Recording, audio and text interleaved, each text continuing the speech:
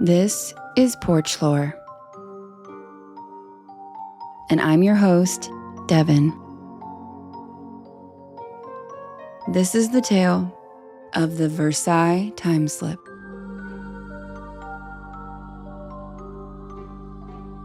I've always been drawn to history, to the stories of people who lived and died long before I was born.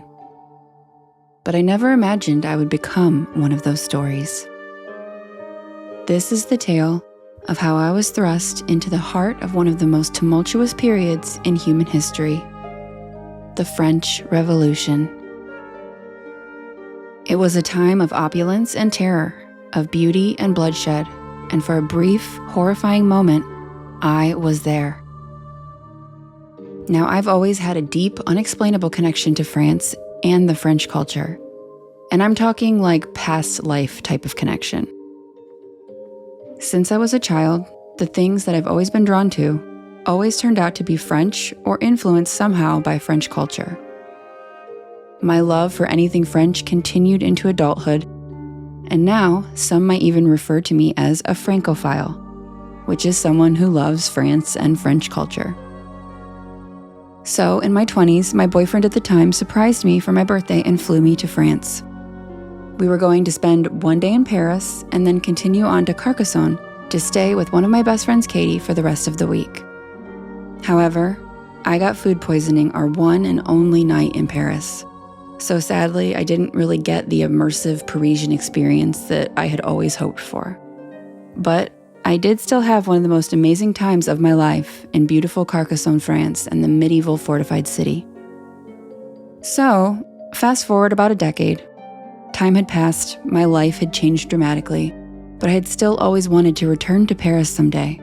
I still really wanted to immerse myself in the place that I believed I had lived in a past life. I had saved up for a solo trip and was ready to explore the culture and history of France.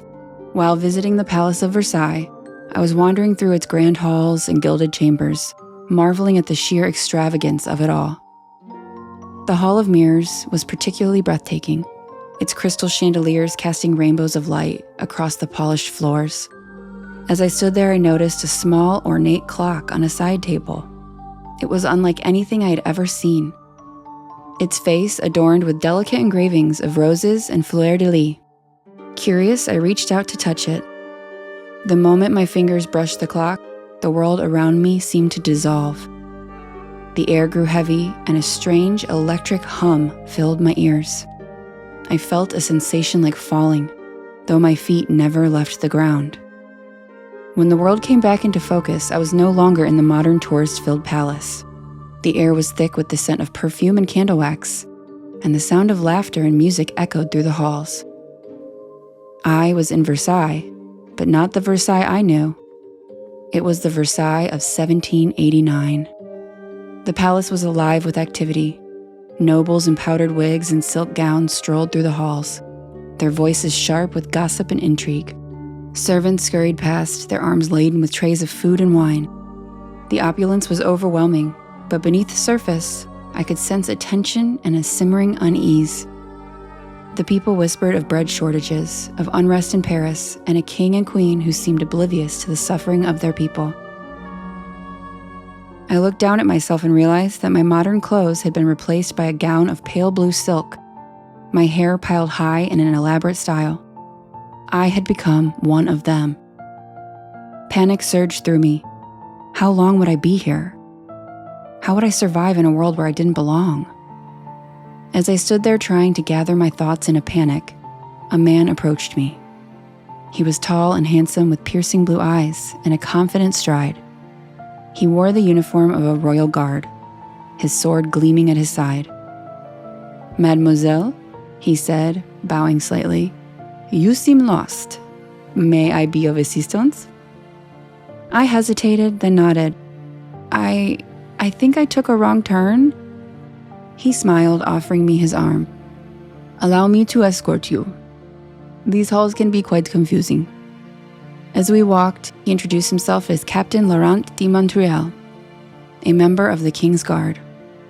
He was charming and kind, and for a moment, I almost forgot the danger I was in.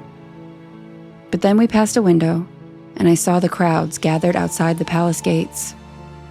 They were not the well-dressed nobles I had seen inside, but ordinary people, peasants, workers, their faces gaunt with hunger and anger.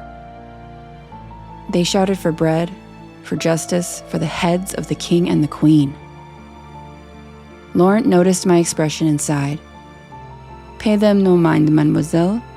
They are but rabble stirred up by agitators. The king will restore order." But I knew better. I knew what was coming.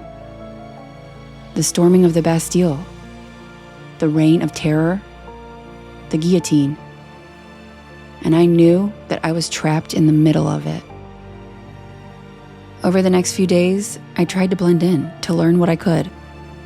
I attended lavish balls and soirees where the nobility danced and drank as if the world outside the palace walls didn't even exist. Then I met Marie Antoinette herself, a woman of striking beauty and charm, but also shockingly naive. She spoke of her gardens, her dresses, her children, but never of the suffering of her people.